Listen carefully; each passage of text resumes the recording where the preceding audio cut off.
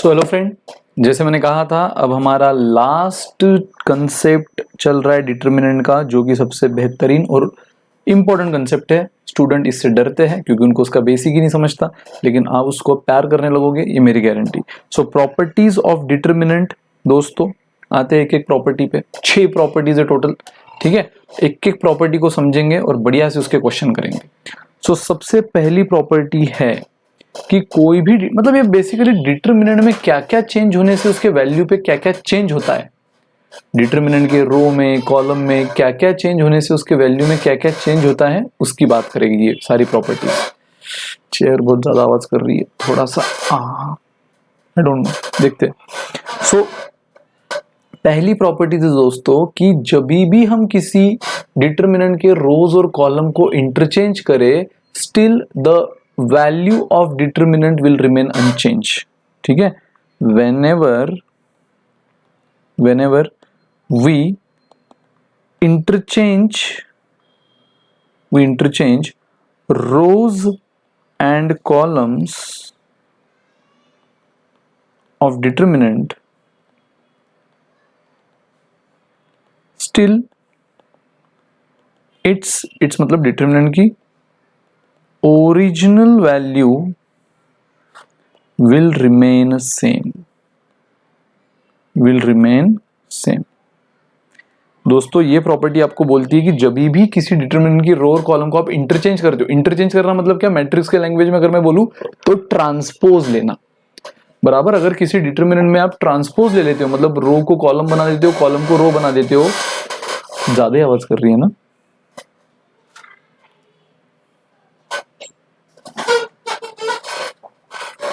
I think अब देखते हैं।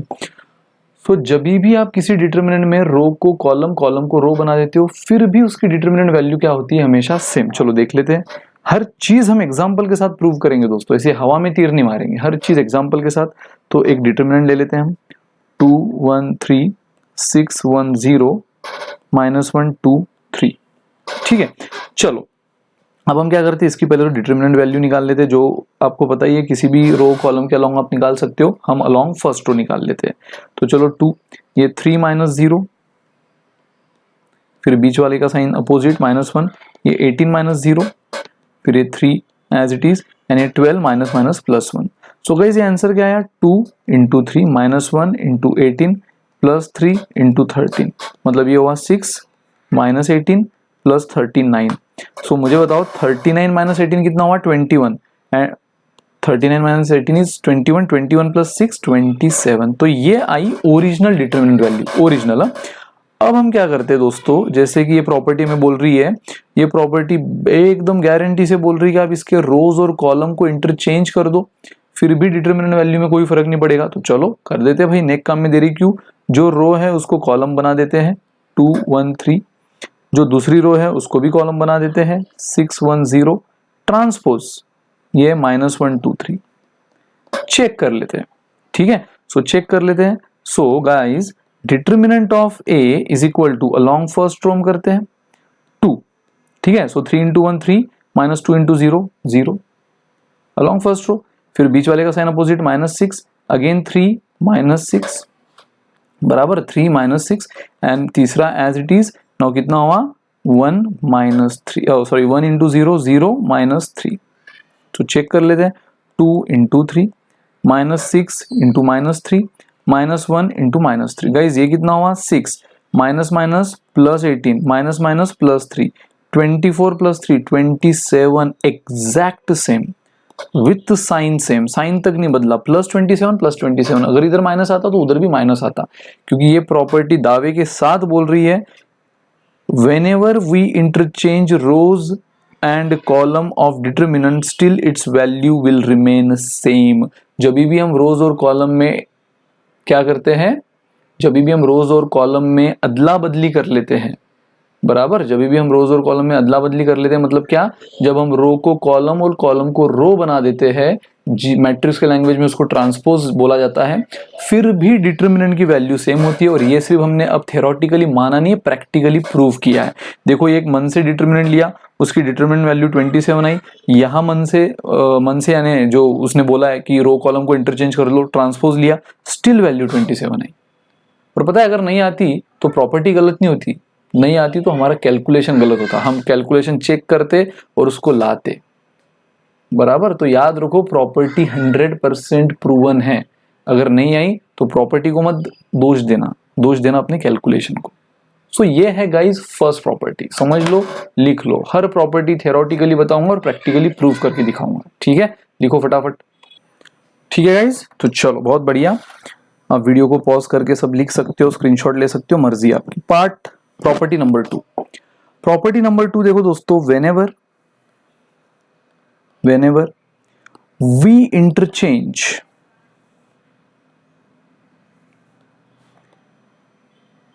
any two rows or any two columns, बराबर, मतलब जो प्रॉपर्टी रो के लिए है वो कॉलम के लिए भी है।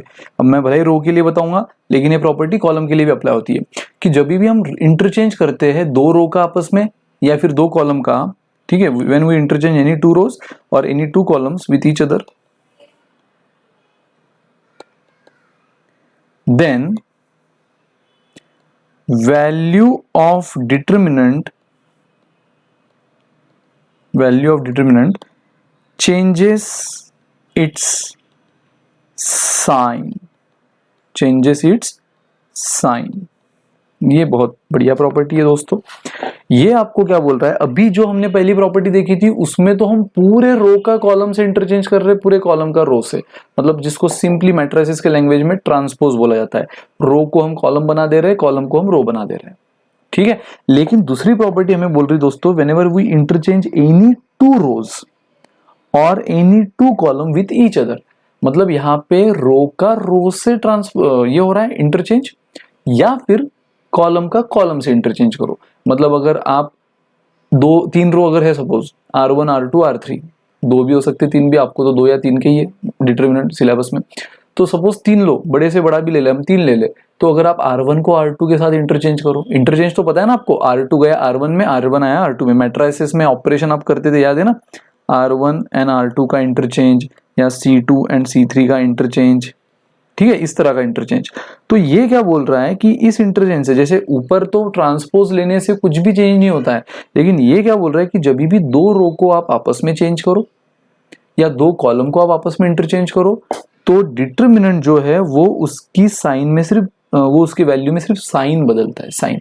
मतलब ओरिजिनल डिटर्मिनेंट का आंसर पॉजिटिव आया होगा तो सेम मैग्नीट्यूड का आंसर नए डिटर्मिनेंट में इंटरचेंज करने वाले बाद जो मिला है वो डिटर्मिनेंट में भी आएगा, लेकिन साइन अलग, उधर पॉजिटिव तो नया निगेटिव, ओरिजिनल निगेटिव तो नया पॉजिटिव। चेक कर लेते भाई, हम थोड़ी भरोसा करेंगे ना, इतने आसानी से भरोसा नहीं करेंगे हम। -1 0 4 2 1 0 सपोज ये ओरिजिनल डिटर्मिनेंट, बराबर। अब मुझे देखो इसका अगर निकालना है डिटर्मिनेंट, पहले तो मैं इसका ओरिजिनल का निकाल लूँ अलोंग फर्स्ट रो। सो 2 0 -4 फिर -1। अब ये नहीं एक्सप्लेन करूंगा कैसे आ रहा है डिटर्मिनेंट, इसमें तो मतलब आप घोल कर पी लिए पूरे टॉपिक को। -1 -0, सो देखो 2 एज इट इज है -4, -1 एज इट इज है -8, 3 एज इट इज है -1। सो गाइज ये क्या हुआ, दिस इज -8, ये माइनस माइनस प्लस 8, -8, ये माइनस माइनस +8 और ये -3। सो -8 +8 गया दोस्तों, डिटर्मिनेंट आया -3। तो अब तो आप समझ गए होंगे कि इस प्रॉपर्टी के हिसाब से अगर ये -3 आया है तो वो क्या आएगा, +3। वो मतलब क्या, किसी भी दो रो का आपस में इंटरचेंज करो या किसी भी दो कॉलम का। चलो मैं आपको दो रो भी करके दिखा देता हूँ, दो कॉलम भी करके दिखा देता हूँ। अब देखो ये सपोज मैं रो पहले दिखाऊँ, ये R1 है, ये R2 है, ये R3 है, बोलो आप किसका करूँ। अब आप वहां से जो भी बोलो, मेरे कान तक तो नहीं आने वाला है, तो मैं अपने मन से ही कर देता हूँ। मैं मान लेता हूँ यही आपने बोला, ठीक है, लेकिन कंपलसरी कोई भी दो, हाँ, एनी टू, प्रॉपर्टी को समझो, एनी टू। सो पहले रो का करता हूँ, मैं कर लेता हूँ R2 और R3 में इंटरचेंज। मैं क्या कर लेता हूँ, R2 और R3 में इंटरचेंज। सो देख लो नया डिटर्मिनेंट क्या बन जाएगा आपका, R1 तो एज इट इज रहेगा, जो R3 है वो R2 बन जाएगा 210, और ये जो R2 है वो R3 बन जाएगा। चलो, तो हमें इसका आंसर वैसे ओरली तो पता है कि इसका आंसर प्रॉपर्टी के हिसाब से क्या आना चाहिए, सेम मैग्नीट्यूड अपोजिट साइन यानी +3। देख लेते बराबर है कि नहीं। सो 2 4 -0 देन -1 8 -0 देन +3 0 -+1। ठीक है, सो गाइस कर लेते एक बार। सो 2 ये 4 -0 4 4 इंटू 2 8। ठीक है, now 8 -0 8 8 -1 -8 and 1 + 0 1 1 into 3 is 3। So 8 -8 cancel, बचा क्या 3। क्या बोला था -3 आया है तो इधर साइन में अपोजिट होगा बस, और कहीं नहीं। दोस्तों ये नहीं कि मैंने रो किया, आप कॉलम करके देख लो। चलो मैं कॉलम में कर लेता हूँ C1 और C3 में। तो कहाँ है आपका ओरिजिनल डिटर्मिनेंट, ओरिजिनल देखो, ओरिजिनल ये रहा आपका ओरिजिनल बराबर। तो उसके C1 में ये पहला C1, ये दूसरा C2, ये तीसरा C3, C1 और C3 में इंटरचेंज। तो ये C1 ये C3, तो C3 आ गया इधर 3 4 0 और C1 आ गया उधर 2 -1 2। ठीक है, C1 C3 में interchange, C2 will remain as it is 1 0 1। ठीक है, तो देखो ओरिजिनल डिटर्मिनेंट का वैल्यू क्या आया था, ओरिजिनल डिटर्मिनेंट का -3 आया था, इसका क्या आना चाहिए +3। सो देख लेते हैं भाई, along first row 3 as it is, 0 -+1 -1 as it is, 8 -0 and +2 as it is, ये हुआ 4 -0। तो देख लो 3 इंटू 1 -1 इंटू 8 +2 इंटू 4 कर लो भाई। 3 -8 4 इंटू 2 +8 8 से -8 गया 3 is the answer. Guys same आया। अगर ओरिजिनल डिटर्मिनेंट -3 आया था तो आपने दो रो भी इंटरचेंज की, still you got the same answer, मतलब एज पर द प्रॉपर्टी जो बोला था उसने, सेम साइन मतलब सेम वैल्यू अपोजिट साइन +3 -3 का +3। और अगर आप कॉलम को भी इंटरचेंज करो तो भी वही आया, सेम वैल्यू अपोजिट साइन। तो ये है प्रॉपर्टी नंबर 2। जब आप पूरे रो को कॉलम से इंटरचेंज करते हो वैल्यू विल रिमेन अनचेंज। जब आप किसी भी दो रो को या किसी भी दो कॉलम को इंटरचेंज करते हो वैल्यू सिर्फ साइन से बदलती है। चलो बहुत बढ़िया, वीडियो पॉज कर लो, अगर नहीं लिखा होगा तो लिख लो। हम बढ़ते प्रॉपर्टी नंबर 3 की तरफ। whenever any two rows और any two, मैंने कहा ना जो रो के लिए हो कॉलम के लिए भी, और any two columns are same then the value of determinant, बहुत बढ़िया प्रॉपर्टी दोस्तों, ये बहुत काम आएगी आगे न्यूमेरिकल में। वैल्यू ऑफ डिटर्मिनेंट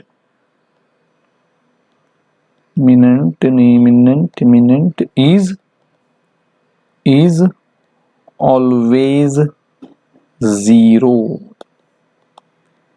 दोस्तों अगर किसी भी डिटर्मिनेंट में, मतलब आंखों से करने वाली प्रॉपर्टी है, किसी भी डिटर्मिनेंट में अगर आप कोई भी दो रो या दो कॉलम को सेम देख लेते हो, सेम, तो आंखें बंद करके उसका उस डिटर्मिनेंट का आंसर आप 0 बोल सकते हो। चलो भाई नेक काम में दे रहे हो क्यों, कोई दो रो भी हो सकती है, कोई दो कॉलम भी हो सकता है। चलो 2 1 2 1 -4 0 2 1 2।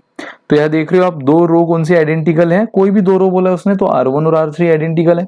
तो चलो अगर मैं इसका डिटर्मिनेंट ले लूं along first row, so 2 as it is, now 2 as it is. अब इसका कर लेते हैं हम वैल्यू, -4 इंटू 2 -8 -0 -1, नाउ 2 -0 +2 1 -4 इंटू 2 8 +8।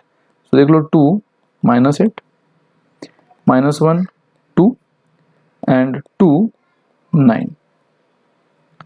ठीक है, तो गाइज अब आप मुझे बता दो क्या आंसर आया। 2 -8 -16 -2 इंटू 1 -2 एंड 9 इंटू 2 18। ये हुआ -18 + 18 0। और वही प्रॉपर्टी ने बोला है कि जब भी किसी डिटर्मिनेंट की दो रो कोई भी या दो कॉलम आइडेंटिकल है, आप आंखें बंद करके उसका आंसर 0 बोल सकते हो। अब आपने ये प्रैक्टिकली भी प्रूव किया, अब नेक्स्ट टाइम से करने की जरूरत नहीं, क्या करना है बस आंखें बंद 0। ठीक है, चलो अब आपको ये भी एक तसल्ली दे देते कि सर दो रो में तो हो गया, क्या दो कॉलम में भी होता है, देख लेते भाई। 1 3 4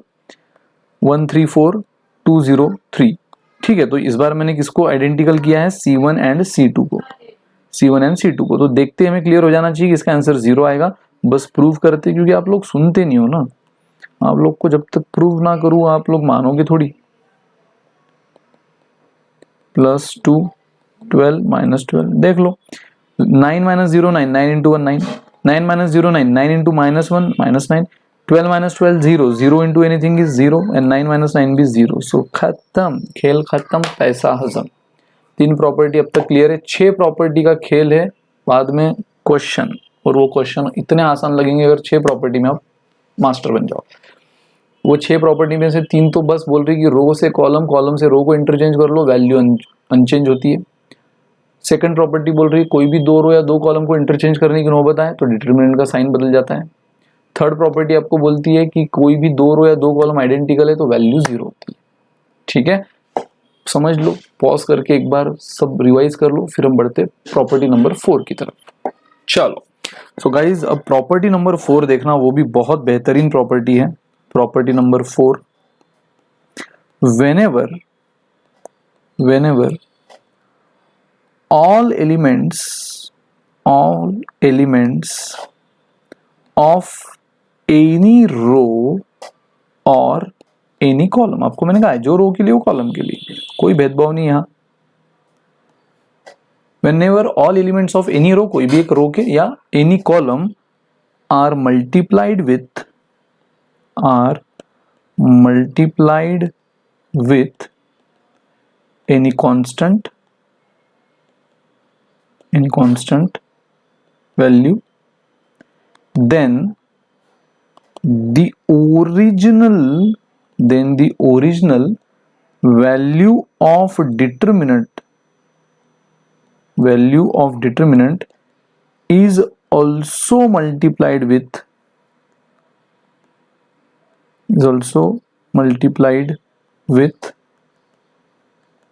that constant value। Don't worry, theoretically आपको नहीं भी समझ में आएगा तो मैं पहले जब प्रैक्टिकली बताऊंगा आप एकदम प्रॉपर्टी अपने जहन में उतार लोगे।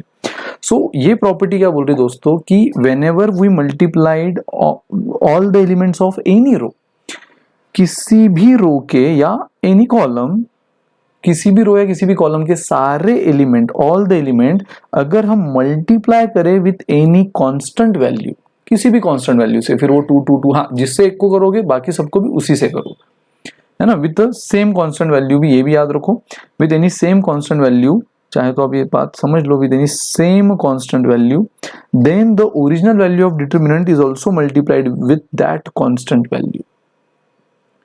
तो ओरिजिनल वैल्यू भी चेंज होती है, और वो चेंज ऐसे रैंडम चेंज नहीं होती है, वो बराबर उतने ही वैल्यू से मल्टीप्लाई होकर नई वैल्यू बन जाती है। जिस कांस्टेंट से आपने उस रो के सारे एलिमेंट को मल्टीप्लाई किया है या सारे उस कॉलम के सारे एलिमेंट को मल्टीप्लाई किया है, उतने ही वैल्यू से डिटरमिनेंट की वैल्यू भी मल्टीप्लाई हो जाती है। ठीक है, इनफैक्ट अब हम यहाँ बात मल्टीप्लाई की कर रहे हैं, बट पता है ये डिवीजन के लिए भी अप्लाई करता है, ये रूल डिवीजन के लिए भी अप्लाई करता है। कैसे, मैं आपको प्रॉपर एग्जांपल से बताऊंगा। जब एग्जांपल से बताऊंगा तो मैंने कहा ना प्रॉपर्टी फिर आपके पूरे दिमाग में घुस जाएगी। 2 1 3 1 2 3, पहले मल्टीप्लीकेशन का बताता हूँ, 2 0 1। चलो अब अगेन मैं पहले तो इसकी डिटरमिनेंट वैल्यू निकाल लेता हूँ अलोंग फर्स्ट रो। सो 2, ये हुआ 2 - 0, फिर ये -1, फिर ये 1 - 6, फिर ये +3, फिर ये 0 - 4। तो ये क्या होगा, 2 × 2 4, ये -5 × -1 +5 एंड -4 × 3 -12, यानी ये क्या आया 9 - 12 -3, बराबर ये वैल्यू है -3। अब ये क्या बोल रहा है कि हम किसी भी एक रो के या किसी भी एक कॉलम के सारे एलिमेंट को किसी कांस्टेंट से मल्टीप्लाई अगर करें, तो चलो मैं R1 है ये, इसी को मैं 2 2 2 से मल्टीप्लाई कर देता हूँ। मतलब मेरा नया डिटरमिनेंट क्या बना, मैं R1 के सारे, किसी एक को करके नहीं चलेगा, सारे, अगर आपने R1 को पकड़ा है तो R1 के सारे एलिमेंट को 2 से मल्टीप्लाई करना होगा, और सिर्फ R1 के ही करना है अभी। ठीक है, सो 2 × 2 4, 2 × 1 2 एंड 2 × 3 6। देखो मैंने 2 को भी 2 से मल्टीप्लाई किया, मैंने R1 को किससे मल्टीप्लाई किया है, विद दिस कांस्टेंट। ये है मेरा कांस्टेंट, ये है वो मेरी कांस्टेंट वैल्यू जिससे मैं मल्टीप्लाई कर रहा हूँ R1 को। ठीक है, 2 को 2 से किया 4 हुआ, 1 को 2 से किया 2 हुआ, 3 को 2 से किया 6 आया, बाकी एज इट इज। ये कोई मैट्रिसेस की स्केलर मल्टीप्लीकेशन नहीं है कि अगर कोई कांस्टेंट मैट्रिक्स के बाहर मल्टीप्लाई कर रहा है तो वो सबको करेगा, 1 को भी, 2 को भी, 3 को भी, 4 को भी ना। ये स्केलर मल्टीप्लिकेशन नहीं है भाई, यहाँ पे डिटर्मिनेंट पूरी तरह अलग है मैट्रिसेस से। तो यहाँ पे सिर्फ किसी सिंगल रो को ही या सिर्फ किसी सिंगल कॉलम को ही करना है, तो मैंने सिंगल रो को किया यानी कि रो 1 को। ठीक है, अब देखो इसकी वैल्यू क्या आनी चाहिए। वैसे तो हमें प्रॉपर्टी के हिसाब से पता ही है क्या आनी चाहिए, बस क्रॉस चेक कर लेते वही आती है कि नहीं।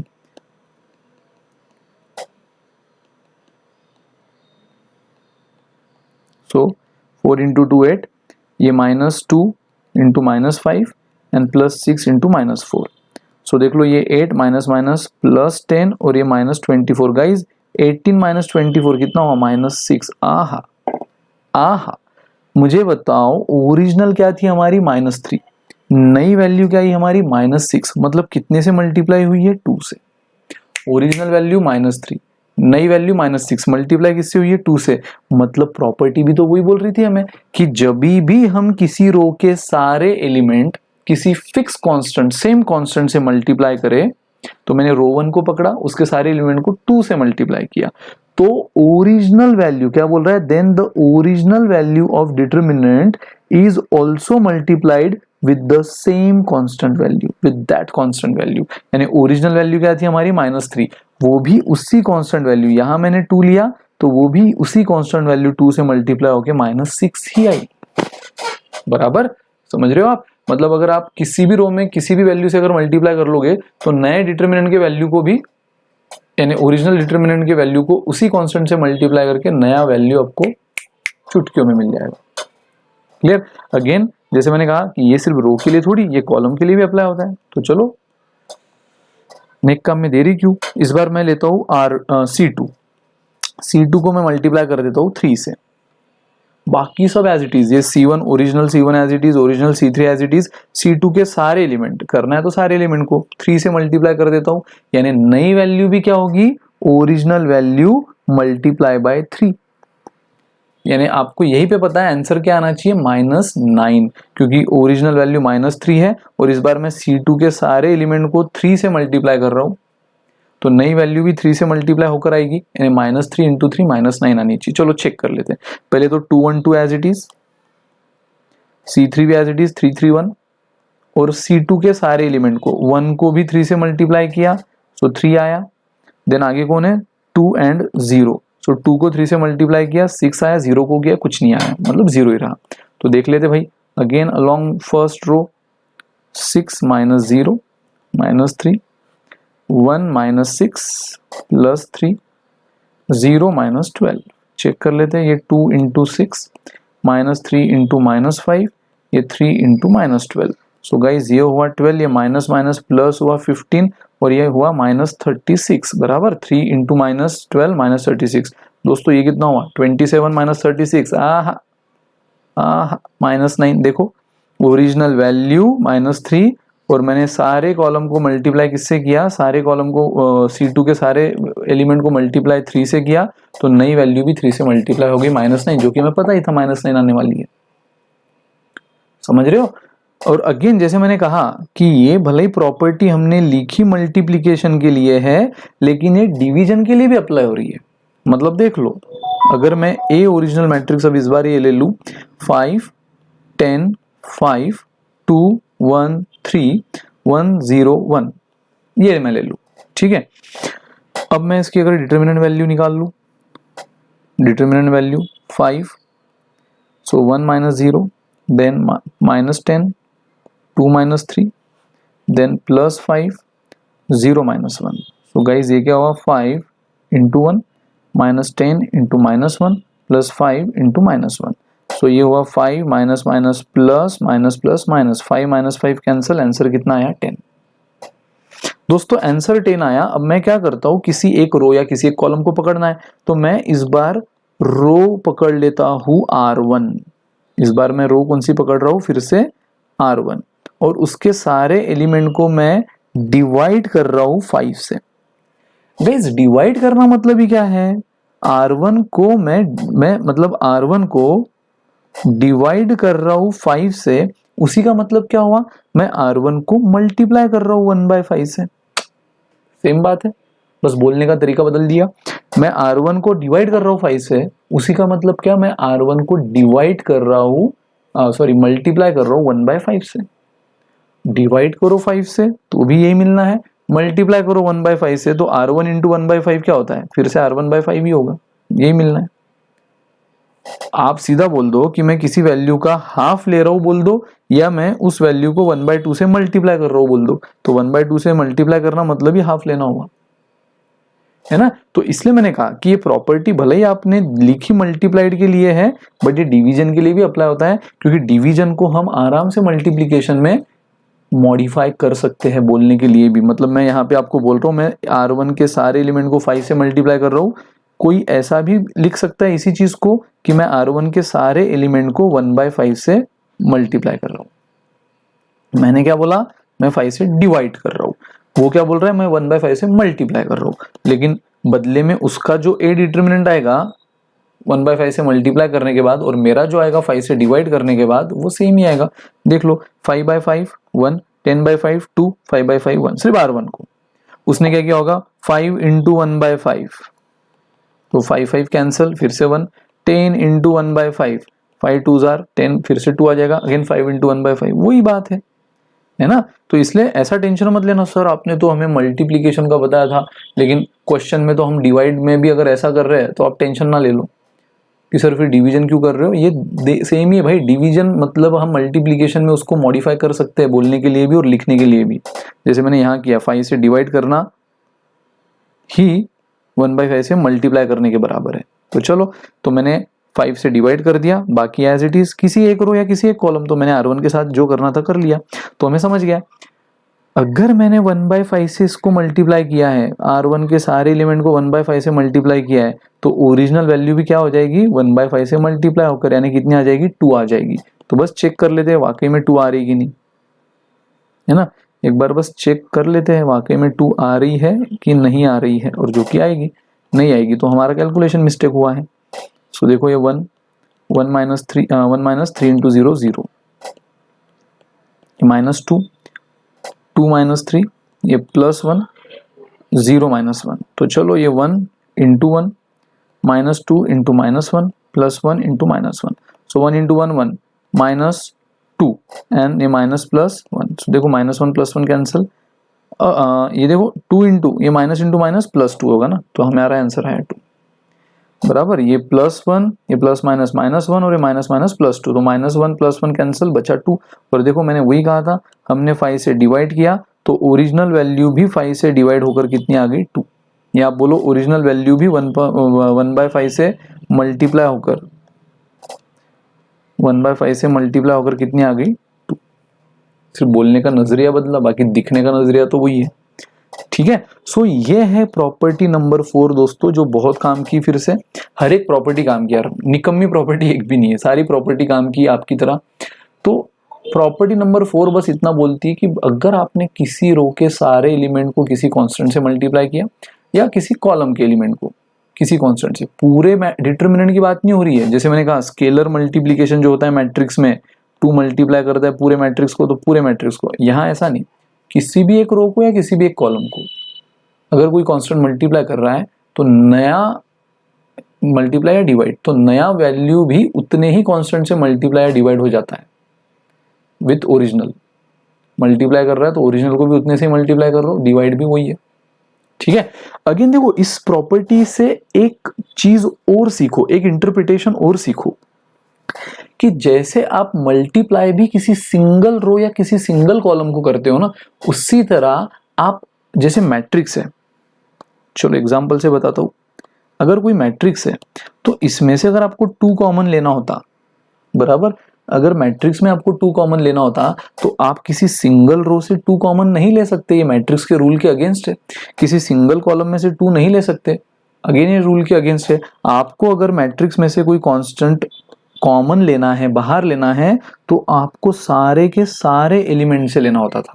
मतलब 2 से 2 बाहर गया, 8 मतलब 4 इंटू 2, उसमें से 2 बाहर गया बचा 4, 4 मतलब 2 इंटू 2, एक 2 बाहर गया बचा 2, 10 मतलब 5 इंटू 2, 2 बाहर गया बचा 5।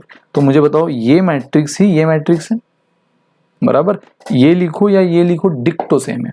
ये मैट्रिक्स की बात मैं कर रहा हूँ, क्योंकि वहां पे आप मल्टीप्लाई भी, मुझे बताओ अगर आपको फिर से 2 से मल्टीप्लाई करना है तो आप क्या किसी सिंगल रो को सिंगल कॉलम को मल्टीप्लाई करोगे या किसी सिंगल रो को मल्टीप्लाई करोगे? नहीं। मैट्रिक्स आपको क्या सिखाता था? मैट्रिक्स का अलजेब्रा करना है तो पूरे मैट्रिक्स को करना है, मतलब 2 1 को भी मल्टीप्लाई करेगा, 4 को भी, 2 को भी और 5 को भी। सो देखो बदले में फिर से वही मैट्रिक्स मिला।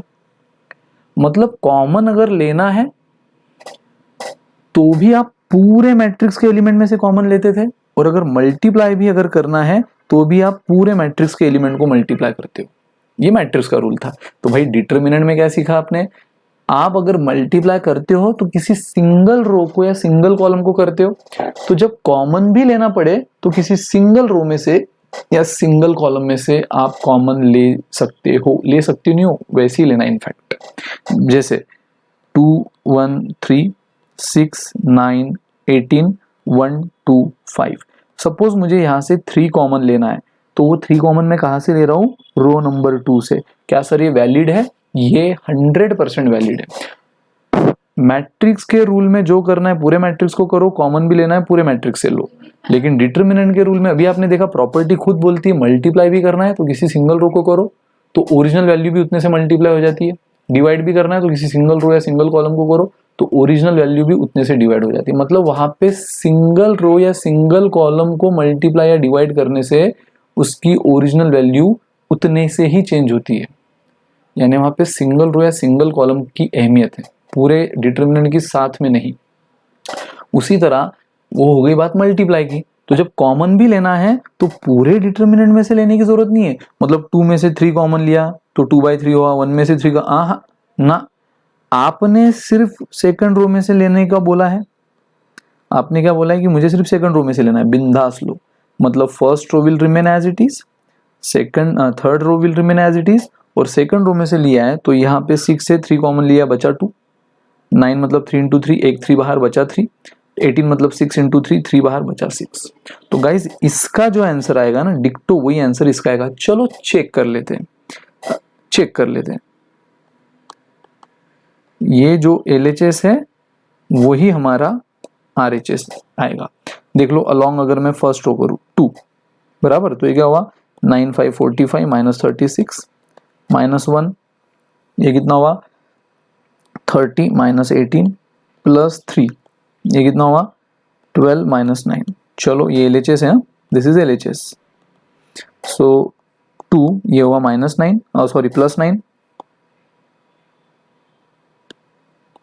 माइनस 1 ये हुआ माइनस नहीं प्लस 12, ठीक है, और ये 3 ये हुआ 3। सो देखो दोस्तों 18 प्लस माइनस माइनस 12 एंड 9, तो ये 6 प्लस 9 15 आंसर आया बराबर, ये 15 आया। अब RHS देख लेते हैं। RHS बोल रहा है 3 इंटू दिस डिटरमिनेंट बराबर, 3 इंटू दिस डिटरमिनेंट। तो चलो 3 तो मैं जो बाहर है वो एज इट इज रखता हूँ और ये डिटरमिनेंट अलोंग फर्स्ट रो फिर से सॉल्व कर लेता हूँ। 2 15 minus 12 minus 1 10 minus 6 plus 3 4 minus 3। So guys देख लो अगेन ये 3 एज इट इज, पहले ब्रैकेट को सॉल्व करो 2 into 3 minus 1 into 4 plus 3 into 1। सो कितना आया, कितना आया 3, ये हुआ 6 minus 4 plus 3, 6 minus 4 2, 2 plus 3 5, 5 into 3 15। मुझे बताओ रत्ती भर भी आंसर बदला, ऐसे भी 15 ऐसे भी 15 बराबर। डायरेक्ट पूरे डिटरमिनेंट का लो तो भी 15। आपने सिर्फ सेकंड रो में से कॉमन लिया, सिर्फ सेकंड रो में से 3, बाकी first row as it is, third row as it is, second row में से कॉमन, फिर भी आंसर 15 आया। तो गाइस क्योंकि ये डिटरमिनेंट का अलजेब्रा है। मैट्रिसेस का अलजेब्रा क्या था, मल्टीप्लाई करना है तो सारे एलिमेंट को कॉमन भी लेना है तो सारों में से। डिटरमिनेंट का क्या है, मल्टीप्लाई करना है तो सिंगल रो या सिंगल कॉलम, तो कॉमन भी लेना है तो सिंगल रो या सिंगल कॉलम, खत्म। स्टूडेंट टेंशन ले लेते जब मल्टीप्लाई को तो समझ जाते हैं, क्योंकि समझाने वाला हमेशा ये प्रॉपर्टी को सिर्फ मल्टीप्लिकेशन तक समझाता है कि भाई मल्टीप्लाई कर सकते हो, डिवाइड कर सकते हो सिंगल रो सिंगल कॉलम को। अरे भाई स्टूडेंट को ये भी बताओ कि आप कॉमन भी जब लेना है ना तो सिंगल रो या सिंगल कॉलम से ले सकते हो, क्योंकि जब एक्चुअल क्वेश्चन में कॉमन लेने की बारी आती है तो स्टूडेंट फिर हर एलिमेंट में से लेने बैठता है, वो गलती करता है। ठीक है, वही अगर सपोज ऐसा अगर हो जाता था कोई 3 1 4 16 28 20 4 3 1, ठीक है। और आपको यहाँ पे कॉमन लेना है सिर्फ, जैसे यहाँ पे आपने सिंगल रो में से लिया R2, इस बार आपको कॉमन लेना है सिंगल कॉलम में से, तो बिल्कुल ले सकते हो भाई। मैंने कहा रो और कॉलम में कोई भेदभाव नहीं है। जैसे सिंगल रो को मल्टीप्लाई कर सकते हो सिंगल कॉलम को, तो कॉमन भी सिंगल रो से ले सकते हो सिंगल कॉलम से। तो इस बार मैं 4 कॉमन ले लेता हूँ। सो और वो भी किस में से, सिर्फ C2 में से। So 3 C1 as it is, C3 as it is. 16 मतलब 4 इंटू 4, एक 4 गया बचा एक 4, 28 यानी 4 इंटू 7, एक 4 गया बचा 7, 20 यानी 4 इंटू 5, 4 गया बचा 5। सो अगेन आपको गारंटी है मेरी कि इसका जो डिटर्मिनेंट आएगा वो बिल्कुल इसके बराबर आएगा, यानी 4 इंटू दिस। करके देख लो, अभी आपके लिए होमवर्क, क्रॉस चेक आप कर लो, ठीक है। सो ये है प्रॉपर्टी नंबर 4 गाइस, जो आपको बताती है कि मल्टीप्लाई या डिवाइड आप सिंगल रो या सिंगल कॉलम को कर सकते हो। उससे क्या करना है, ओरिजिनल वैल्यू को भी उसी कांस्टेंट से मल्टीप्लाई किया होगा तो मल्टीप्लाई कर दो, नई वैल्यू मिल जाएगी। डिवाइड किया होगा तो डिवाइड कर दो, नई वैल्यू मिल जाएगी। अगेन इसका दूसरा मतलब ये भी है जो अक्सर कोई बताता नहीं है, वो याद रखो कि जब भी कॉमन लेने की बारी आएगी डिटरमिनेंट में, तो वो आप सिंगल रो में से ही लो या सिंगल कॉलम में से लो, पूरे डिटरमिनेंट से लेने की जरूरत नहीं है, ठीक है। पूरे डिटरमिनेंट से अलग अलग ले सकते हो, यानी सिंगल रो का अलग, सिंगल रो का अलग, ऐसा ले सकते हो। लेकिन एक ही टाइम पे पूरे डिटरमिनेंट में से लेना है ऐसा कोई रूल नहीं है। कॉमन लेने का रूल इनफैक्ट सिंगल रो का ही है या सिंगल कॉलम के साथ ही है, पूरे डिटरमिनेंट के साथ नहीं। क्लियर? सो गाइस ये थी प्रॉपर्टी नंबर 4, अच्छी से रिवाइज करो, ये ट्राई करो वीडियो पॉज करके, then will come to property number 5। तो चलो गाइस, प्रॉपर्टी नंबर 4 तक आप एकदम बेझिझक हो चुके होंगे। now बढ़ते आगे दोस्तों प्रॉपर्टी नंबर 5 और उसके बाद 6, 2 प्रॉपर्टी और देखना है, तो अच्छी से बने रहो। सो प्रॉपर्टी नंबर 5 देखो क्या है, इफ सम और ऑल सम और all elements, sum or all elements of any row, और आपको बताइए और any column are expressed as sum of, are expressed as sum of two elements, two और मोर एलिमेंट्स, ठीक है, टू और मोर एलिमेंट्स। थ्योरी पे बस समझो, कोशिश करो, बाकी तो मैं आपको प्रैक्टिकली बताऊंगा ये बोलना क्या चाहती है property. Then the original determinant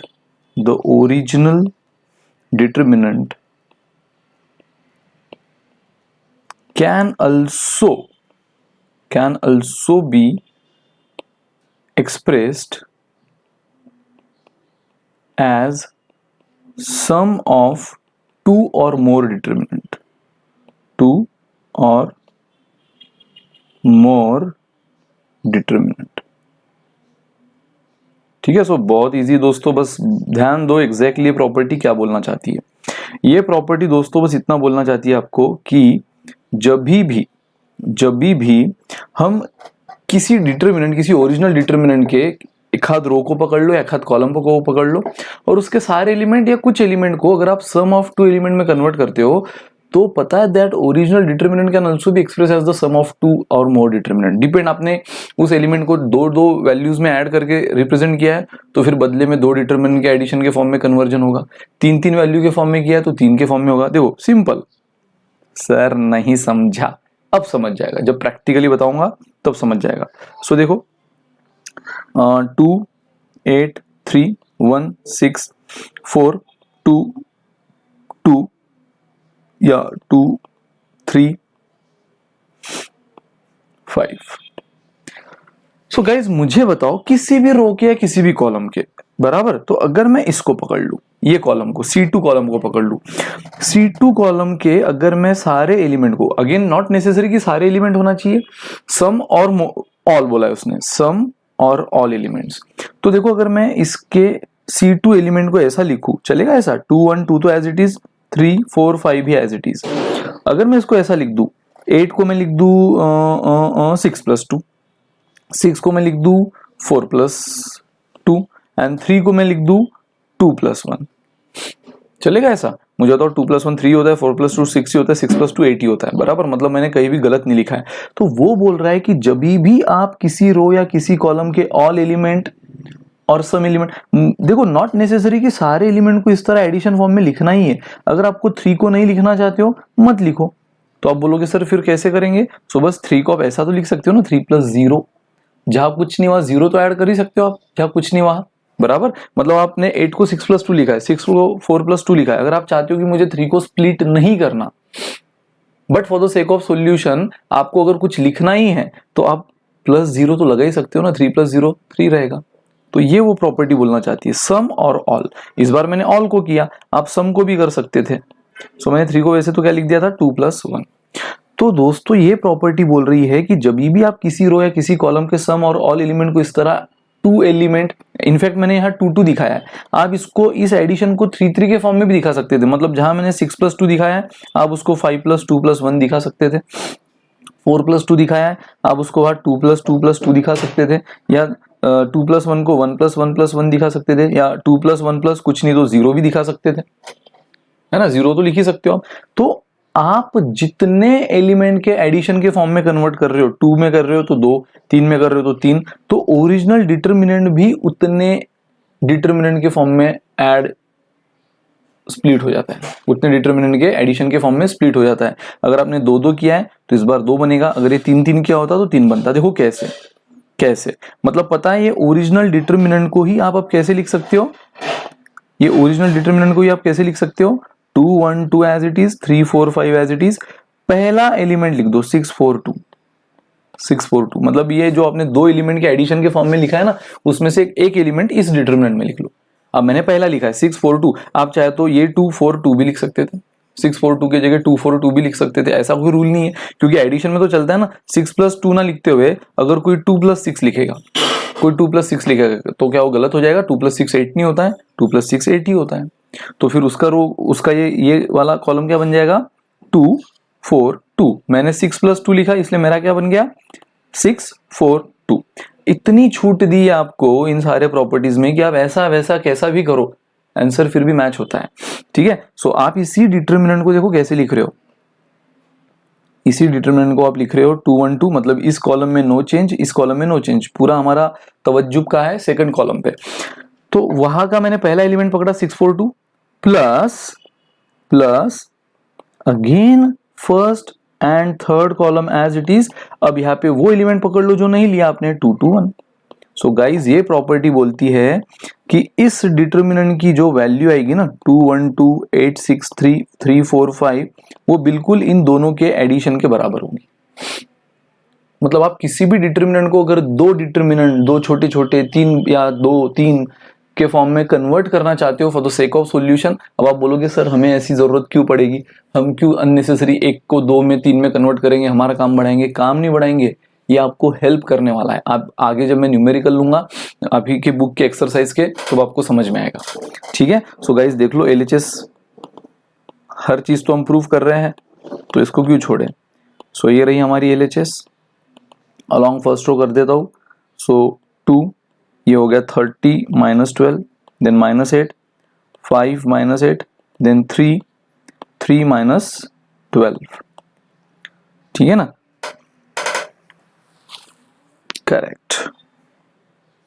check कर लेते भाई एक बार, कैलकुलेशन में मिस्टेक हुई तो प्रॉब्लम हो जाएगा। तो नहीं लग रहा है कोई मिस्टेक, तो चलो 2 ये हो गया 18, ये -8 ये हो गया -3, और ये 3 ये हो गया -9। सो मुझे बताओ ये हो गया 18 2 36 माइनस प्लस 24 एंड ये -27। सो मुझे बताओ 24 - 27 -3 एंड 36 - 3 33। सो गाइस 33 आंसर आया हमारा LHS का। नाउ RHS मतलब क्या, एडिशन ऑफ दिस 2 डिटरमिनेंट। और ये 2 डिटरमिनेंट क्या हमने जादू मंत्र से नहीं लाया, हमने क्या किया है, इस ओरिजिनल डिटरमिनेंट का ये जो सेकंड कॉलम है उसको हमने स्प्लिट कर दिया 2 वैल्यूज के एडिशन के फॉर्म में, यानी 8 को 6 + 2 6 को 4 + 2 एंड 3 को 2 + 1। और मैंने कहा कि नॉट नेसेसरी कि सारे एलिमेंट को ही करो, आपको किसी को नहीं करना तो हाँ सिंपली +0 लिख दो और फिर उसको क्या करो, 2 डिटरमिनेंट के एडिशन के फॉर्म में कन्वर्ट करो। कैसे, तो जिसको अनचेंज रखा है वो दोनों में अनचेंज रखो एज इट इज, और ये जो जिसको चेंज किया है जिसको चेंज किया है उसको बराबर से स्प्लिट कर दो, एक एक एलिमेंट यहाँ ले लो, दूसरा एलिमेंट यहाँ ले लो। और ये मैंने 2 में किया है, मैंने आपको बातों बातों में ये भी बता दिया कि आप 3 एलिमेंट भी कर सकते हो। तो इन दैट केस यहाँ पे तीसरा डिटर्मिनेंट भी आ जाता था। अगर आपने 8 को 3 डिटर्मिनेंट के फॉर्म में लिखा होता, 5 + 2 + 1, 2 + 2 + 2 6 को, और 3 को सपोज 2 + 1 + 0, तो C1 और C3 तो तीनों में एज इट इज रहती थी। पहले में ये आ जाता था C2, दूसरे में ये आ जाता था C2, तीसरे में ये आ जाता था C2। और फिर से ये जो ओरिजिनल डिटर्मिनेंट की एडिशन है वो इन तीनों डिटर्मिनेंट के एडिशन के बराबर आती थी। ये बेट है। चाहे तो 3 डिटर्मिनेंट का आप घर पे एक बार होमवर्क क्रॉस चेक कर लेना, या अभी वीडियो पॉज करके क्रॉस चेक कर लेना, ठीक है। और इनफैक्ट ये हमने कॉलम में किया है। अगेन यही सेम चीज हम रो में भी कर सकते हैं, रो में भी, वो तो मैं बताऊंगा आपको। चलो तो पहले तो इसका RHS देख लेते हैं। हाँ, RHS क्या क्या है?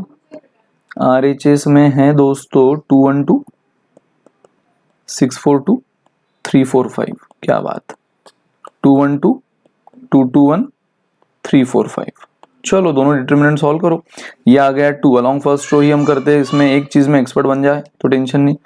-6, 5 - 8 +3, 2 - 8, ठीक है, प्लस, ठीक है, ये तो हो गया। नाउ प्लस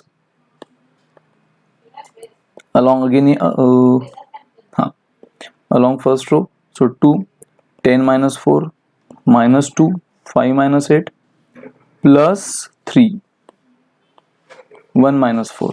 सो देख लो गाइस, 2 इंटू ये हुआ 12, -6 ये हुआ -3, ये 3 ये हुआ -6, प्लस ये 2 ब्रैकेट में क्या बचा पहले वो हम देख रहे हैं, -2, ये -3 और ये 3, ये -3। सो देख लो, दूध का दूध पानी का पानी आपके सामने। 24 -+18 और ये -18, सो -18 +18 तो कैंसिल। आगे बढ़ते हैं, प्लस 6 इंटू 2 12, -+6 और ये -9। सो गाइस देख लो, -18 +18 तो पहले ही गया था। Now 24 + 12 36 and 6 - 9 is -3, so 36 - 3 is 33।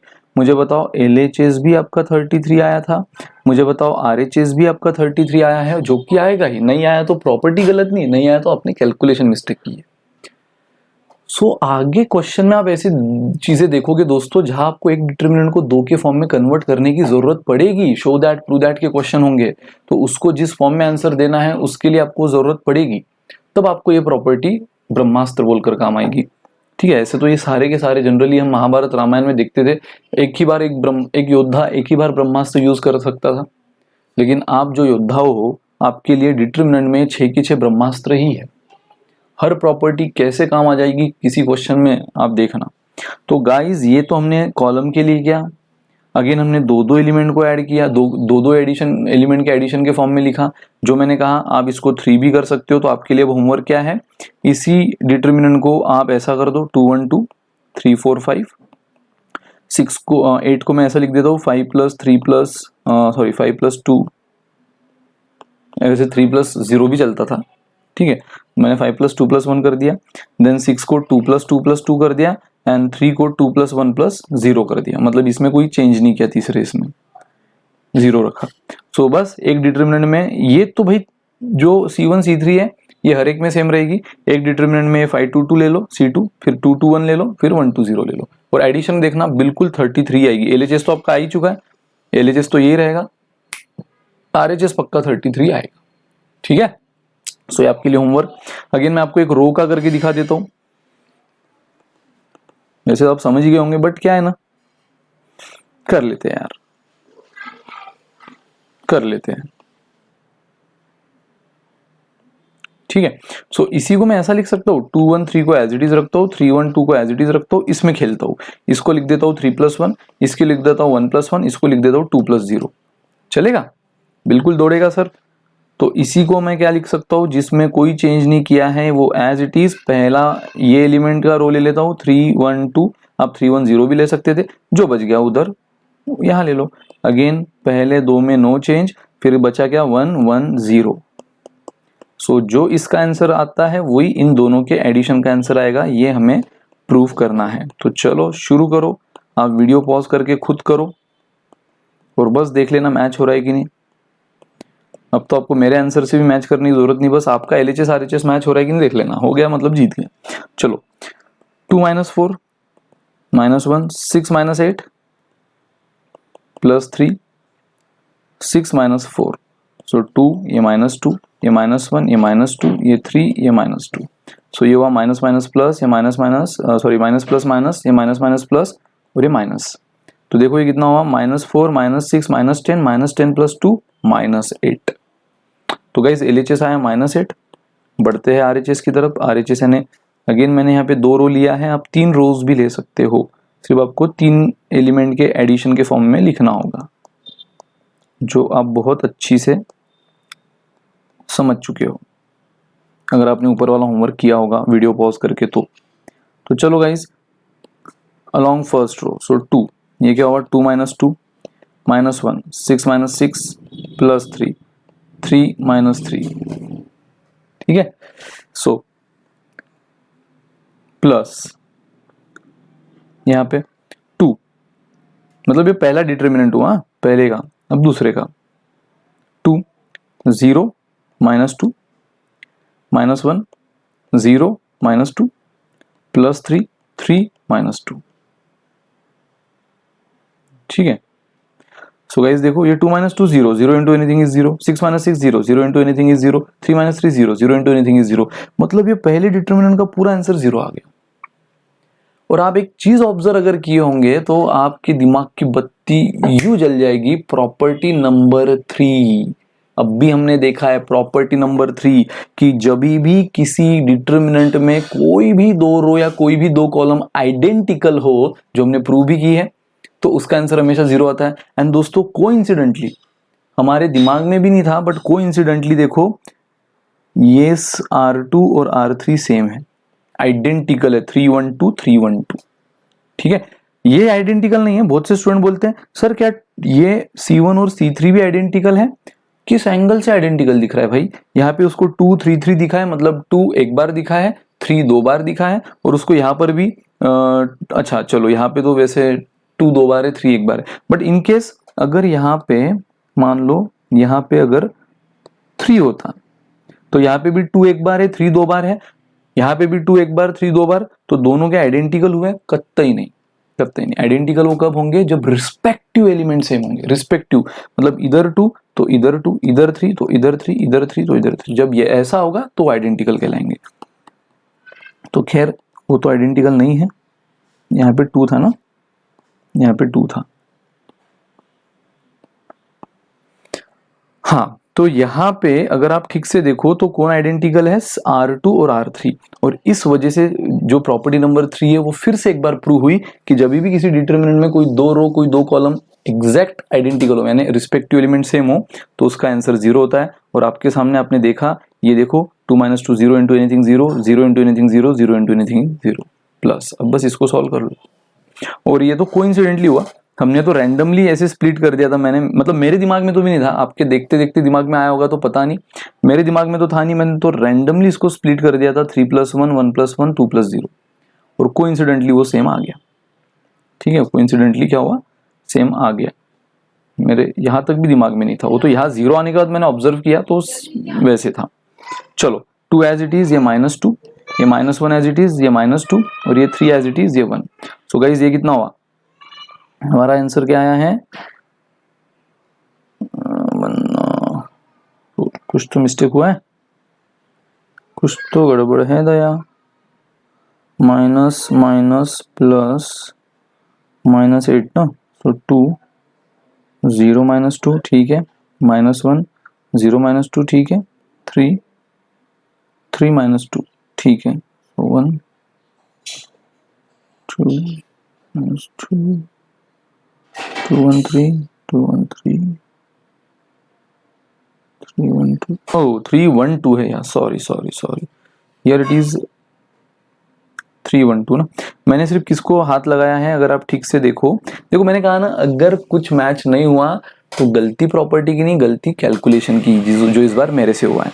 मैंने सिर्फ R2 को ये किया है ना, मैंने सिर्फ R3 को रिप्लेस किया है, मतलब R3 के जगह मैंने बाकी R1 में अनटच, R2 में अनटच, 2 1 3 2 1 3 3 1 2 3 1 2, यहाँ पे बस मैंने 3 + 1 1 + 1 2 + 0 लिख दिया।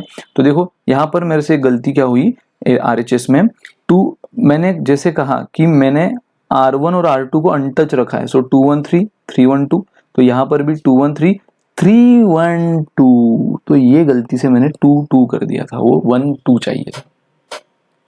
3 1 2, R1 R2 दोनों इसमें एज इट इज, आपने कॉलम केस में भी देखा ही है कि जिस भी कॉलम में चेंज करते हो, जैसे आपने C2 में किया था, तो वो छोड़कर बाकी C1 C3 दोनों में एज इट इज था। तो यहाँ पर भी वही है, रो में भी जिस भी रो में चेंज कर रहे हो R3 में, तो R3 छोड़कर R1 R2 दोनों में सेम चाहिए, जो मैंने बाय ह्यूमन एरर ये 1 के जगह 2 कर दिया था, उस वजह से चीजें थोड़ी सी बदली। तो चलो LHS तो -8 आया है, RHS में मैं अब चेंज कर देता हूँ, यहाँ पे ये 2 के जगह 1 है, ठीक है। सो ये चीज एक बार मैं फिर से कर देता हूँ।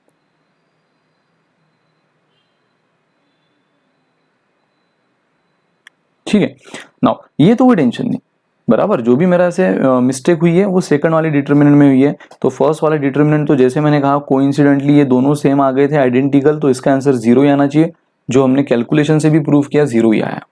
अब इसको सॉल्व कर लेते, +2 as it is 0 -2, -1 as it is 0 -2 and +3 as it is 3 -1। So guys देख लो, ये 2 -2, ये -1, ये -2 और ये 3, ये -2, हाँ सॉरी 3 2।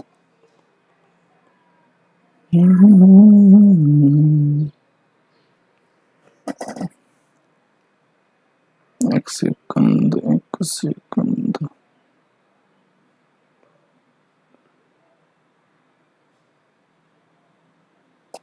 सो ये तो हुआ -4, ये तो खैर ये 0 आ गया था, ये -4, ये +2 और ये 3 + 1 2, तो ये आया +6। तो ये तो यार -4 + 2 -2 प्लस ये तो +4 आ रहा है। एक बार चेक करते, फिर ये -8 गलत होगा शायद। 2 1 3 3 1 2 4 2 2, ठीक है। सो 2 2 -4 -1 6 -8, ठीक है, एंड 3 6 -4 बराबर। सो -2 × 2, ये -2 × -1 और ये 2, यस यस यस यस, ये -2 लिख लिया था मैंने गलती से दोस्तों। यहाँ पे ये 6 -4 कितना होना चाहिए, 2 होना चाहिए, मैंने यहाँ -2 लिख दिया था, ये गलती हुई। तो चलो सुधार देते एक सेकंड में। अगेन एक ही क्वेश्चन में, एक ही एग्जांपल में दूसरी सीख कि प्रॉपर्टी गलत नहीं है, कैलकुलेशन गलत है। सो -2 × 2, -2 × -1 एंड 3 × 2। सो ये -4 हुआ, या +2 हुआ एंड ये 6। सो गाइज ये कितना हुआ, -4 + 2 -2 -2 + 6 4। सो LHS आया था 4, और RHS में भी ये डिटर्मिनेंट तो 0 आना ही था, दो आइडेंटिकल थे, और इस डिटर्मिनेंट का आंसर क्या आया, 4 आया। सो 0 + 4 बदले में क्या मिला आपको, 4। सो LHS भी 4, RHS का भी क्यूमुलेटिव दोनों का addition 4। So it is proved, hence it is proved. तो बस दोस्तों ये है प्रॉपर्टी नंबर 5, जो कि मैंने अच्छी खासी मिस्टेक कर दी। सो उस रुकावट के लिए खेद है, लेकिन यस, प्रॉपर्टी आपको वही बोलती है जो आपके सामने प्रूव ही हुआ। और समझ जाना, अगर कहीं प्रूव नहीं हो रहा है तो मिस्टेक कैलकुलेशन की, इससे अब ये सीख लो, ठीक है। सो जब भी आप किसी रो या किसी कॉलम के सारे एलिमेंट या सम एलिमेंट 2 या 3 या जितने भी एडिशन के फॉर्म में कन्वर्ट करते हो, किसी भी एक रो या एक कॉलम के, तो बदले में वो ओरिजिनल डिटर्मिनेंट भी उतने डिटर्मिनेंट के एडिशन के फॉर्म में कन्वर्ट हो जाता है। अगर आपने 2 एलिमेंट का ऐड किया है तो 2 डिटर्मिनेंट मिलेंगे, 3 एलिमेंट का किया तो 3 मिलेंगे। उसमें जो अनचेंज है रो या कॉलम वो एज इट इज रहेगा, सिर्फ जिसमें चेंज किया है उसी के एलिमेंट बदलेंगे। जैसे पहले एग्जांपल में C2 बदले, और ये इस एग्जांपल में R3। तो ये तो 0 आ गया, और ये बराबर 4 आया, 0 + 4 4, और हमारा LHS भी 4 आया था, क्योंकि यहाँ मैंने गड़बड़ की थी, 6 - 4 = 2, सो 2 × 3 + 6, जो मैंने -6 लिख दिया था, ठीक है। सो आई होप आप क्लियर हो दोस्तों। अब बढ़ते हैं लास्ट प्रॉपर्टी की तरफ, लास्ट ब्रह्मास्त्र की तरफ, property number 6। whenever we add or subtract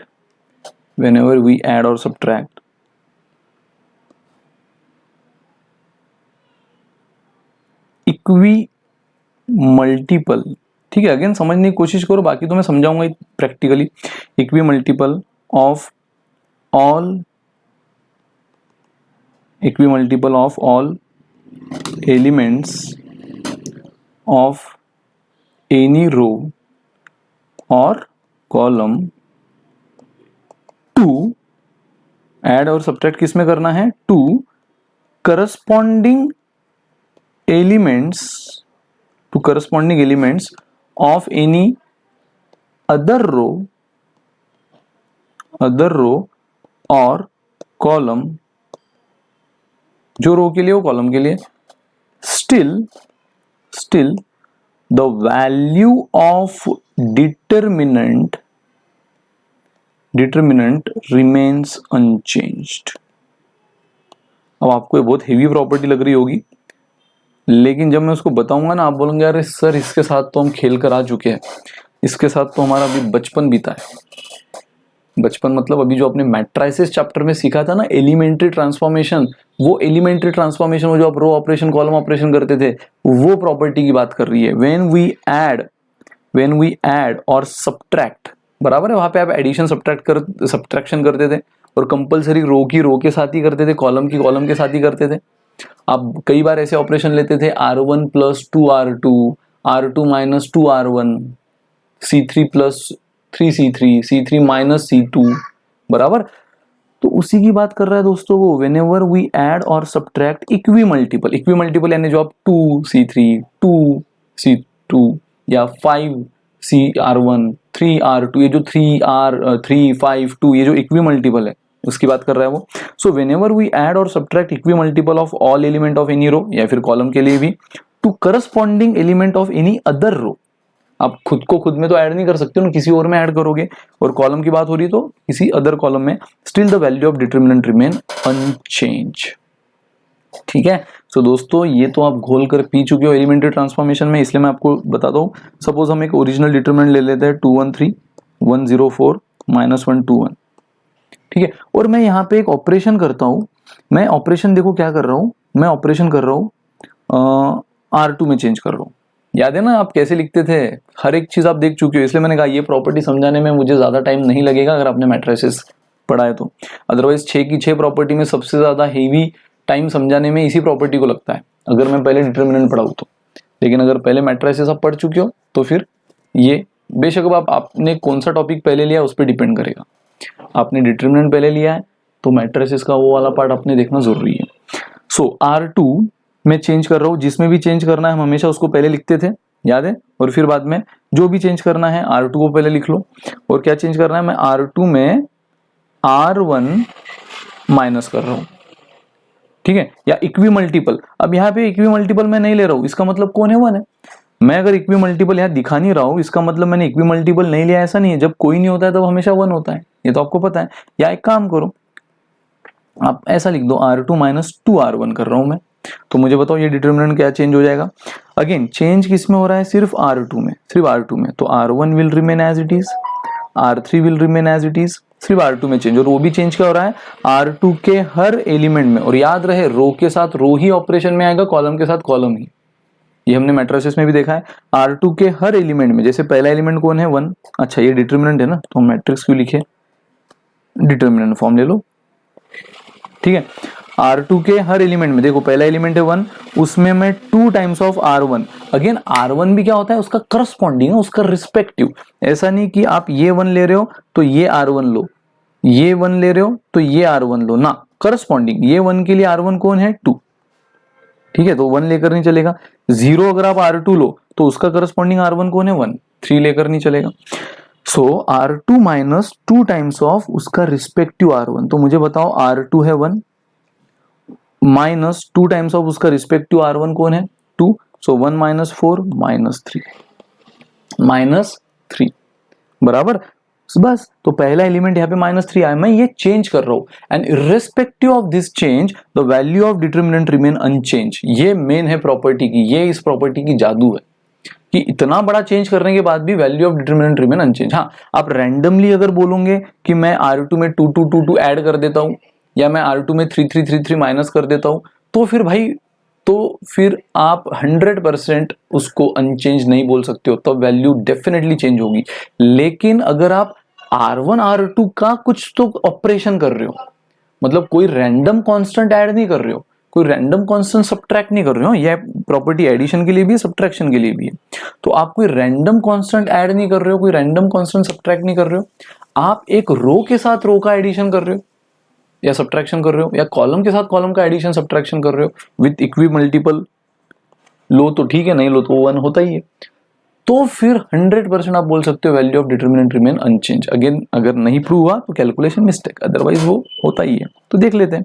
so again change जिसमें होता है ये बाकी की ये जो बातें ना, ये ऑपरेशन जो दिखाने का तरीका है और ये सब हम मैट्रिसेस में देख चुके हैं। जिसमें चेंज होना है वो पहले लिखो, फिर ये एरो दिखाओ, फिर जिसमें चेंज होना है वापस वो पहले लिखो, और फिर क्या चेंज करना है तो उसमें 2 टाइम्स ऑफ R1 माइनस करना है। सो देखो मैंने R1 एज इट इज रखा क्योंकि चेंज सिर्फ R2 में हो रहा है, R3 एज इट इज रखा और R2 में चेंज कर रहा हूं। सो R2 में ये वाला ऑपरेशन अप्लाई कर दो, ये वाला। ये क्या बोल रहा है R2, सो R2 है मेरा 1 माइनस 2, यहाँ पे 2 इसलिए 2 लिखा, टाइम्स ऑफ R1, तो इस 1 का R1 कौन है 2। सो देखो कैलकुलेशन के बाद मिला -3। सेम इसी तरह अगला R2 कौन है 0 माइनस 2 टाइम्स ऑफ इसका R1 कौन है 1, सो 0 माइनस 2। फिर अगला R1 कौन है 4 माइनस, देखो जो ऑपरेशन है वही कर रहा हूं मैं, जैसा ऑपरेशन है वैसा। सो R2 है 4 माइनस 2 टाइम्स ऑफ R1 क्या है इसका R1 है 3, ठीक है। सो 4 माइनस 6 ये बना -2, खत्म। So guys as per this property जो LHS है वही RHS है irrespective of this huge change. देख लो। और ये तो मैंने रो में किया, अगर आप कॉलम में भी करते तो भी आंसर सेम आता। सो चलो अगर मैं यहाँ पे देख लूँ LHS यानी original. So along first row 2 0 -8 -1 1 minus plus 4 plus 3 2 -0। सो देख लो दोस्तों 0 ये -8 बना, ये -1 ये 5 बना, ये 3 ये 2 बना। सो ये -16 -5 plus 6, so -16 plus 6 is -10 -10 -5 is -15। तो ये LHS आया -15। अब देख लेते हैं RHS यानी इस वाले डिटरमिनेंट को। तो चलो अलॉन्ग फर्स्ट रो ही करता हूँ 2, so -2 minus plus 4 -2 plus 4 correct. Then -1 ये -3 और माइनस प्लस हुआ, लेकिन ये फॉर्मूला का साइन माइनस ही रहेगा। सो 1 का रो कॉलम गया -3 into 1 -3 minus into minus -2 into -1 plus 2, तो फॉर्मूला का माइनस तो रहेगा ही, -2 सॉरी। एंड लास्ट 3 प्लस 3, ठीक है। -3 इंटू 2 -6 एंड -2 इंटू -1 -2 बराबर, क्योंकि देखो -3 इंटू 6 -6 एंड माइनस फॉर्मूला का इनबिल्ट, और ये माइनस माइनस फिर से प्लस हो गया, बट ये फॉर्मूला का इनबिल्ट माइनस तो था ही। तो चलो calculation 2 into 2 -1 into -5 and 3 into -8। सो दोस्तों ये 4 हुआ, ये माइनस प्लस 5 हुआ, और ये -24। सो 9 - 24 इज -15। दोस्तों LHS क्या था -15, गाइज RHS क्या आया -15। मतलब कौन सही, प्रॉपर्टी भी सही और इसलिए हम भी सही, ठीक है। सो ये होता है, आपने अच्छा खासा चेंज किया। ये प्रॉपर्टी सिंपली आपको यही बोल रही है कि जब भी आप किसी रो के सारे एलिमेंट का इक्वी मल्टीपल किसी दूसरे रो के रिस्पेक्टिव एलिमेंट में ऐड या सब्ट्रैक्ट करो, still value of determinant remain unchange. And same property column के लिए भी बोल रही है। तो चलो कॉलम भी आपको दिखाई देते हैं। इस बार मैं क्या कर रहा हूँ, ओरिजिनल मैट्रिक्स तो ये ले लेता हूँ, ओरिजिनल डिटरमिनेंट। जो ऑपरेशन मैंने रो के साथ किया था इस बार कॉलम के साथ कर रहा हूँ। मैं क्या कर रहा हूँ, इस बार मैं C3 में चेंज कर रहा हूँ। C3 यानी ये C3 में चेंज कर रहा हूँ, और वो भी क्या कर रहा हूँ, तो C3 में मैं 2 टाइम्स ऑफ C1 ऐड कर रहा हूँ। इस बार एडिशन वाली, लास्ट टाइम सब्ट्रैक्शन वाली ली थी, अब एडिशन वाली, एडिशन सब्ट्रैक्शन दोनों चलता है, ठीक है। सो C3 में सिर्फ चेंज होगा, तो रूल तो आपको पता है, जिसमें चेंज हो रहा है वो छोड़कर बाकी एज इट इज लिखो। So C1 as it is 2 1 -1, C2 as it is 1 0 2, और C3 में क्या चेंज हो रहा है 2 times of C1। So C3 देखो 3 है, उसमें 2 टाइम्स ऑफ C1, C1 कौन है, रिस्पेक्टिव C1 देखना होता है, तो 3 का रिस्पेक्टिव C1 कौन है 2। सो 2 का 2 टाइम्स 4 एंड 3 प्लस 4 7, ये इधर 7 हो जाएगा बराबर। नेक्स्ट C3 कौन है 4, उसका रिस्पेक्टिव C1 है 1, उसका 2 टाइम्स कितना हुआ 2, सो 4 और एडिशन है, इस बार एडिशन है ना। सो ये 4 plus 2 times of 1 2, 4 plus 2 6, and last C3 है 1, उसका रिस्पेक्टिव C1 है -1, तो उसका 2 टाइम्स हुआ -2, तो 1 में -2 ऐड करना है। मतलब देखो C3 कौन है 1 plus 2 times of respective C1 कौन है -1, C3 1 रिस्पेक्टिव C1 -1। तो दोस्तों ये क्या हुआ 1 प्लस माइनस -2 ये -1 हुआ, खत्म। ये बन गया आपका नया डिटर्मिनेंट जो कि इस ऑपरेशन के बाद मिला है। तो जैसे रो के ऑपरेशन ने भी उसको सेटिस्फाई किया, ओरिजिनल आंसर जो है ये 15 आई थी, तो रो के बाद भी 15 आया। अब इस कॉलम के बाद भी देख लो 15 आता है कि नहीं, अलोंग फर्स्ट रो करते हैं हम। सो 2 0 -12 -1 -1 माइनस +6 एंड +7 2 -0। सो गाइज ये 2 -12 ये -1 +5 एंड ये 7 2। सो ये हुआ -24 -5 +14। सो दोस्तों -24 -5 कितना होता है, -24 -5 होता है -29 +14 -15। डिक्टो सेम, जो ओरिजिनल था उसका भी -15, रो ट्रांसफॉर्मेशन यानी रो ऑपरेशन करने के बाद भी 15, कॉलम ऑपरेशन करने के बाद भी 15। तो आप मन से, ये प्रॉपर्टी बस आपको इतना बोल रही है कि आप मन से कोई भी कांस्टेंट ऐड कर दो किसी रो में या सब्ट्रैक्ट कर दो किसी रो या कॉलम में तो नहीं चलेगा। हाँ, लेकिन आप रो टू रो कुछ ऑपरेशन से एडिशन करो या कॉलम टू कॉलम कुछ ऑपरेशन से एडिशन सब्ट्रैक्शन करो, then it is permissible, still answer of determinant will remain unchanged। तो guys this is all about determinant and the properties of determinant, जो इस टॉपिक की जान है। स्टूडेंट डरते हैं लेकिन आप प्यार कर बैठोगे। अभी तो प्रॉपर्टी देखी, जब न्यूमेरिकल देखोगे तो वाकई में इशक हो जाएगा आपको, ठीक है। सो गाइज फर्स्ट क्या था, पहला आपने देखा कि जब भी रो कॉलम आपस में इंटरचेंज कर दो, जिसको आप ट्रांसपोज बोलते हो मैट्रिक्स के लैंग्वेज में, इसलिए मैं सजेस्ट करूंगा पहले मैट्रिक्स ही पढ़ो, बहुत सी चीजें काम आ जाएगी। सो जो आप रो कॉलम इंटरचेंज करते थे, ठीक है, तो उसमें still value of determinant remain unchange, हमने प्रूव किया। फिर जब भी आप कोई दो रो या दो कॉलम इंटरचेंज करते हो तो डिटर्मिनेंट का साइन बदलता है, मतलब डिटर्मिनेंट की वैल्यू बदलती है बट सिर्फ साइन से। अगर ओरिजिनल पॉजिटिव तो ये निगेटिव, ओरिजिनल निगेटिव तो ये पॉजिटिव, मैग्नीट्यूड यानी value will remain as it is, sign बदल जाता है। फिर तीसरी आपने देखी, जो अभी वापस देखी, कि दो रो या दो कॉलम आइडेंटिकल हो, रिस्पेक्टिव एलिमेंट एग्जैक्ट सेम हो विद सेम साइन, तो वैल्यू विल बी 0। फिर चौथी आपने देखी कि आप किसी भी रो को अगर किसी कांस्टेंट वैल्यू से मल्टीप्लाई करते हो, किसी एक रो को या किसी एक कॉलम को, still the value of determinant अगर आप किसी रो के सारे एलिमेंट और किसी कॉलम के सारे एलिमेंट को किसी कांस्टेंट से मल्टीप्लाई करते हो तो डिटर्मिनेंट की वैल्यू भी उतने ही कांस्टेंट से मल्टीप्लाई हो जाती है। और हमने प्रूव भी किया था, और इनफैक्ट मैंने ये भी बताया था कि आप मल्टीप्लाई बोलो या डिवाइड बोलो, वो दोनों कवर हो गए उस प्रॉपर्टी में। एडिशन सब्ट्रैक्शन ये वाली प्रॉपर्टी में कवर हुआ, मल्टीप्लिकेशन डिवीजन वो फोर्थ वाले प्रॉपर्टी में। कि किसी एक रो, हाँ, वो प्रॉपर्टी क्या बोलती है, जो कि मैट्रिक्स अलजेब्रा की बिल्कुल अगेंस्ट है। मैट्रिक्स अलजेब्रा में आप हमेशा क्या करते थे, मैट्रिक्स अलजेब्रा में आप कंपलसरी पूरे पूरे मैट्रिक्स के एलिमेंट को मल्टीप्लाई करते थे कांस्टेंट से, लेकिन यहाँ पे किसी एक रो को मल्टीप्लाई करता है कांस्टेंट या फिर किसी एक कॉलम को मल्टीप्लाई करता है, स्टिल पूरे डिटर्मिनेंट की वैल्यू उतने कांस्टेंट से मल्टीप्लाई हो जाती है और डिवीजन के केस में डिवाइड हो जाती है।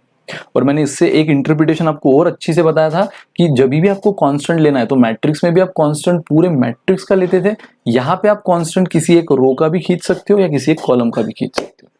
फिर फिफ्थ प्रॉपर्टी की, हम किसी भी रो के एलिमेंट को अगर 2 या 3 वैल्यूज के एडिशन के फॉर्म में अगर लिखे, रो के या कॉलम के, तो हम बदले में उस डिटर्मिनेंट को भी 2 या 3 डिटर्मिनेंट के एडिशन के फॉर्म में लिख सकते हैं, जो प्रूव किया हमने। एंड ये लास्ट प्रॉपर्टी कि हम किसी भी रो के सारे एलिमेंट का इक्वी मल्टीपल किसी दूसरे रो के सारे एलिमेंट के रिस्पेक्टिव एलिमेंट के एलिमेंट में ऐड या सब्ट्रैक्ट करें, still value will remain unchange, जो कि प्रूव हुआ। और कॉलम के साथ भी ये होता है, ठीक है। तो रिवाइज कर लो फटाफट वीडियो पॉज करके रिवाइज कर लो, ठीक है। तो चलो दोस्तों, आपने कर लिया होगा रिवाइज, मैं मानता हूं। अब बस एक खत्म हो गया आज का लेक्चर। मेजर जो आपके बुक के अनसॉल्व्ड क्वेश्चन से एक्सरसाइज के, वो सब हम नेक्स्ट लेक्चर में अब करेंगे।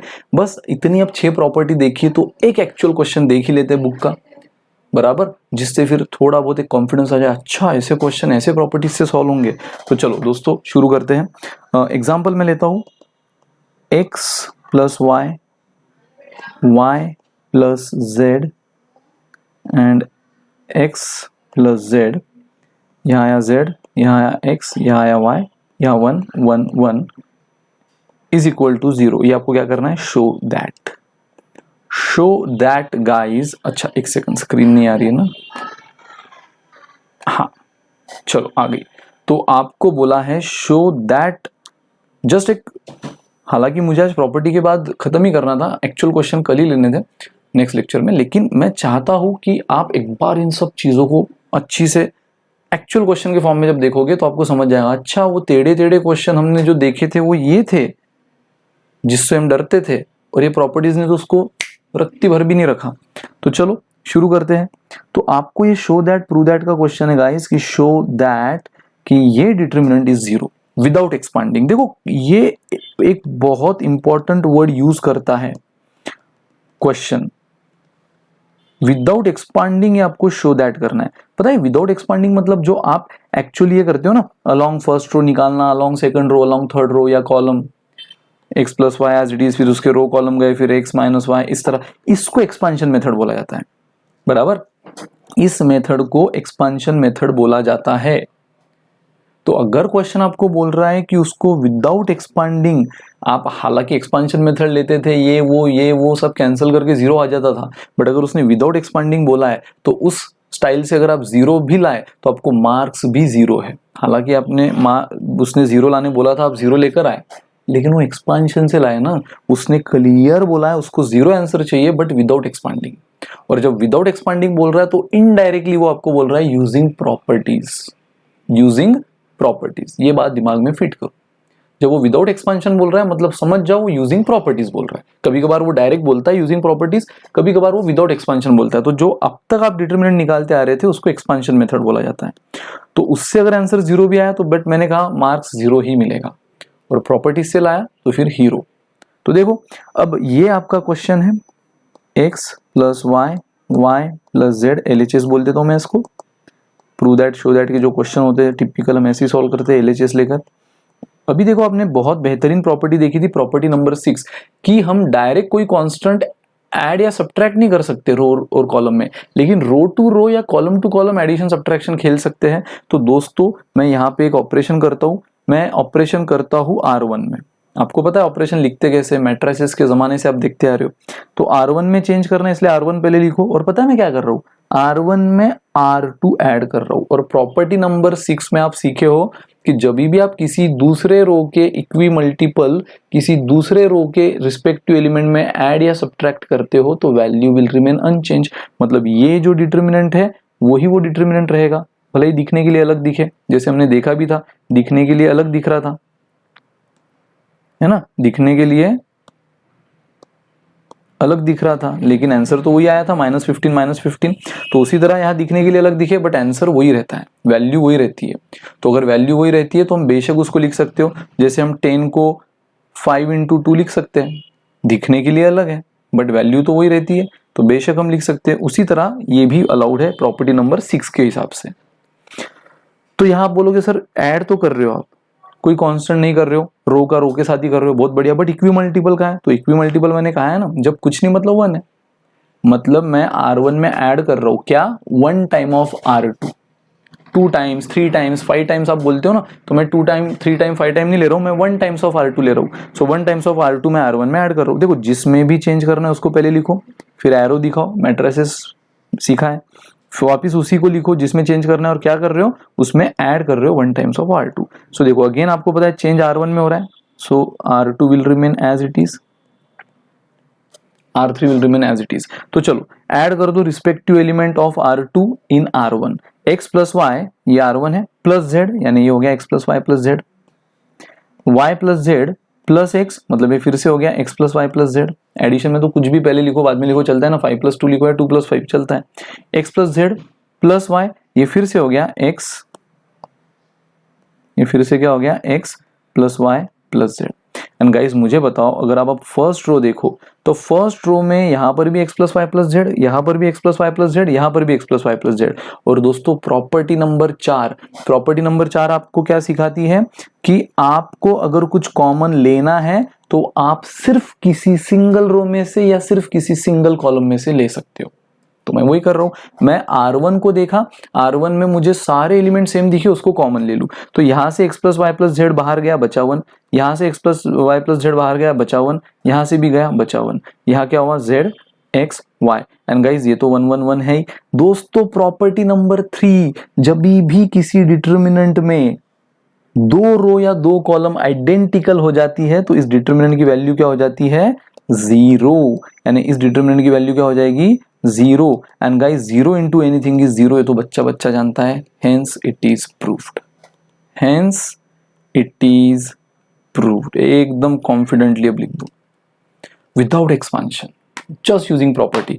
सबसे पहले मैंने प्रॉपर्टी नंबर 6 को यूज किया, यहाँ पे इस तरह का ऑपरेशन लेकर इक्वी मल्टीपल को ऐड किया रो का रो में, तो मुझे ये मिला। फिर प्रॉपर्टी नंबर 4 यूज किया, फर्स्ट रो में से मैंने x y z x plus y plus z common ले लिया, और कॉमन बेशक आप किसी रो से या किसी कॉलम से ले सकते हो डिटर्मिनेंट में, है ना, ये आप सीखे हो। और जैसे आपको 2 रो आइडेंटिकल दिख गई, खत्म, प्रॉपर्टी नंबर 3 पिक्चर में आई, 0 एंड 0 इंटू एनीथिंग इज 0। सो बस दोस्तों इसी तरह मजेदार क्वेश्चन आपके बुक के एक्सरसाइज के हम करेंगे नेक्स्ट लेक्चर में। दिखने के लिए टेढ़े दिखे लेकिन आंसर उतना ही बेस्ट होगा, इतना ही इजी होगा, just using property. Till then bye bye, good day, take care, enjoy.